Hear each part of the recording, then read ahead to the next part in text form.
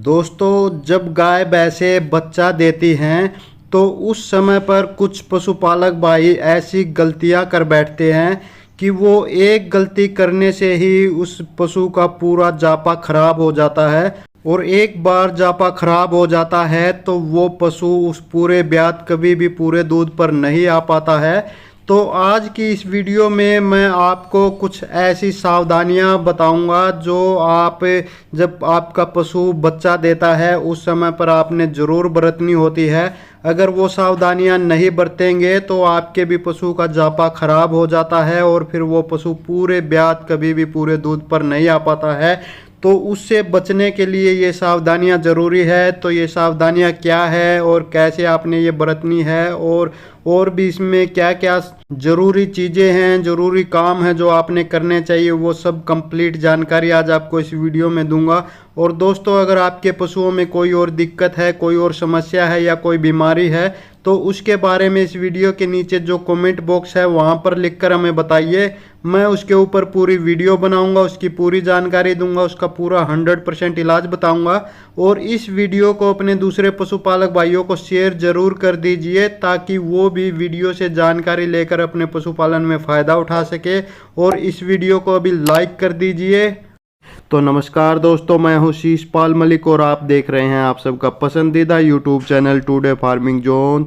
तो स्वागत है दोस्तों आप सभी का। और दोस्तों, डेयरी फार्मिंग व पशुपालन की रोजाना की ताज़ा जानकारी भरी वीडियो देखते रहने के लिए जिन मेरे भाइयों ने अभी तक हमारे चैनल को सब्सक्राइब नहीं किया है वो अभी हमारे चैनल को सब्सक्राइब कर ले। बाजू में जो घंटी का बटन है उसको भी दबाकर ऑल पर सेट कर ले। नमस्कार, राम राम सारे भरावां नूं सत श्री अकाल।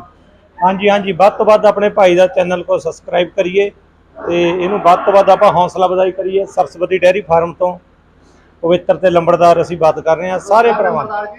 और दोस्तों, अगर आप फेसबुक पर हमारी ये वीडियो देख रहे हैं तो हमारे फेसबुक को फॉलो कर लीजिए। साथ ही हमारे Facebook page today farming zone को भी फॉलो कर लीजिए। तो चलिए दोस्तों, वीडियो शुरू करते हैं।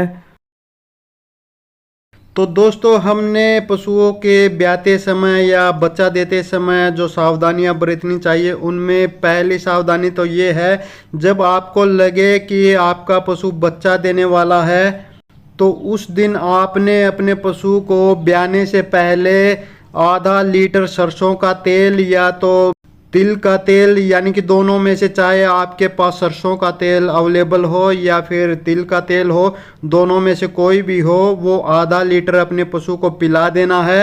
उससे होता क्या है कि उससे डिलीवरी आसान हो जाती है और पशु अंदर से चिकनाई उसके अंदर फैल जाती है जिससे पशु आसानी से डिलीवरी दे देता है। और इसका एक ये भी फ़ायदा है कि जो पशु के अंदर बच्चा फंस जाता है या घूम जाता है तो उससे भी ये आपके पशु को बचाता है और डिलीवरी आसान हो जाती है, आसानी से बच्चे को जन्म दे देता है। दूसरी बात आपने ये ध्यान रखनी है दोस्तों कि कुछ पशुपालक भाई क्या करते हैं कि बच्चे का जैसे ही आगे के दो पैर निकल आते हैं तो उसको पकड़कर खींच देते हैं।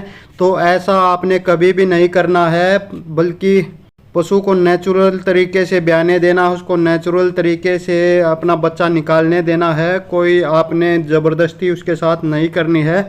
और अगर भैंस इस दौरान खड़ी भी हो जाती है तो भी आपने बच्चे को नहीं खींचना है। अगर बच्चा लटक रहा है तो उसको लटकने दे। उसका फ़ायदा ये होता है कि जो भी बच्चे के अंदर पानी होता, गंदा पानी, वो सारा निकल जाता है इस दौरान। और जब बच्चा एकदम से नीचे गिरता है तो उसके अंदर से शब्द निकलता है। तो उसका भी फ़ायदा ये होता है कि जो आगे चल के बच्चा कमज़ोर हो जाता है ना, तो वो कमज़ोर नहीं होता है। तो ये भी बच्चे के लिए बहुत फ़ायदेमंद होता है क्योंकि इससे ना जो उसके अंदर के हार्मोन्स होते हैं वो सारे हार्मोन्स एक्टिव हो जाते हैं।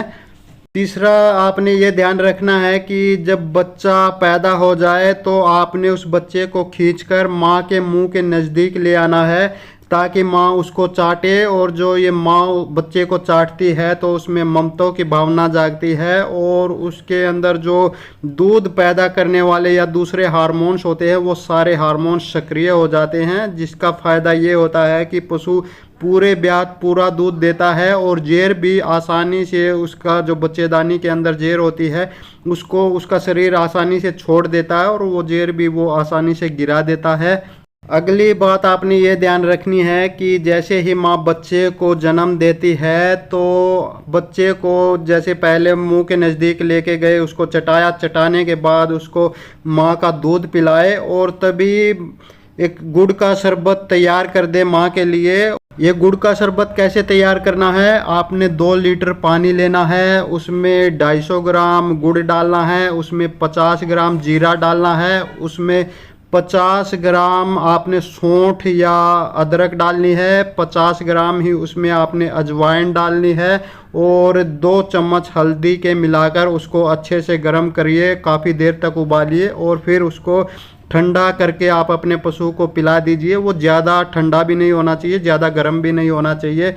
और अगर इसके पिलाने के बाद 8 घंटे तक भी आपका पशु जेर नहीं गिराता है तो आप ये एक बार फिर से अपने पशु को इसी तरह बना करके पिला सकते हैं, और उसके बाद लगातार 5-6 दिन तक आपने दिन में एक बार ये ज़रूर पिलाना है। बच्चे को आपने हर 4 घंटे के बाद दूध पिलाना है, और पूरा भरपेट पिलाना है। और कुछ भाई यहाँ पर ये भी गलती कर देते हैं कि बाकी का जो दूध बच जाता है वो निकाल कर माँ को पिला देते हैं, तो ऐसा कभी भी नहीं करना है। उसका फ़ायदा तो नहीं होता है, तो नुकसान भी हो जाता है कई बार, तो ऐसा बिल्कुल भी ना करें। उसे आप या तो अपने घर पर यूज कर सकते हैं, या तो वो बिक भी जाता, आप बेच भी सकते हैं। और कुछ भाई यहाँ पर गलती ये भी करते हैं कि माँ का दूध ही नहीं निकालते हैं, क्योंकि वो समझते हैं कि अगर दूध अंदर रहेगा तो दूध की गर्मी के कारण जेर जल्दी गिरा देगी। ऐसा बिल्कुल भी नहीं होता है, बल्कि इसका उल्ट होता है। अगर आप दूध नहीं निकालते हैं तो माँ जेर नहीं गिराती है। और यहाँ पर कुछ भाई ये भी गलती कर देते हैं कि वो पूरा का पूरा चारों थनों का सारा दूध निकाल देते हैं, तो ऐसा भी आपने बिल्कुल नहीं करना है। 2 दिन तक आपने लगातार चारों थनों से आधा आधा दूध ही निकालना है, पूरा नहीं निकालना। पूरा निकाल दोगे तो पशु कैल्शियम तोड़ जाएगा, बीमार हो जाएगा और कमज़ोर होकर बैठ जाएगा, और उसका दूध पूरे ब्यात कभी भी पूरा दूध नहीं हो पाएगा। अच्छा, अगली बात आपने ये ध्यान रखनी है कि माँ को 5-6 दिन तक आपने ठंडे पानी से बिल्कुल भी नहीं नहलाना है। हाँ, थोड़े बहुत गर्म पानी से नहला सकते हैं, और बाहर भी नहीं बांधना है, क्योंकि बाहर बारिश हो सकती है और पशु को ठंड लग सकती है, निमोनिया हो सकता है, तो बाहर भी न बांधे पशु को। अब बात आती है आपने पशु को खिलाना पिलाना क्या है, तो पहले 5 दिन तो आपने अपने पशु को हल्का फुल्का ही खिलाना है, जैसे कि खाने में चारे में थोड़ा सूखा चारा जो है, सूखा भूसा हो गया वो दे दे, और उसमें थोड़ी सी खल मिला सकते हैं, या तो जो चोकर होता है गेहूं का वो चोकर खिला सकते हैं। यहाँ पर ध्यान दे, दलिया नहीं खिलाना है, आटा नहीं खिलाना, चोकर जो गेहूं का छिलका होता है वो खिला सकते हैं।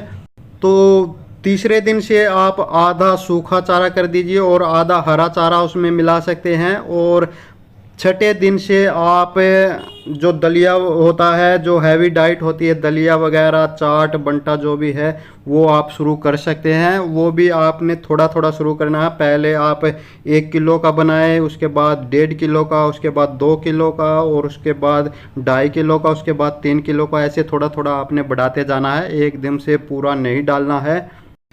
तो दोस्तों, ये जो सावधानियां मैंने बताई, इन सावधानियों का प्रयोग करके आप अपने पशु से पूरे ब्यात पूरा दूध ले सकते हैं, कोई भी दिक्कत नहीं आएगी।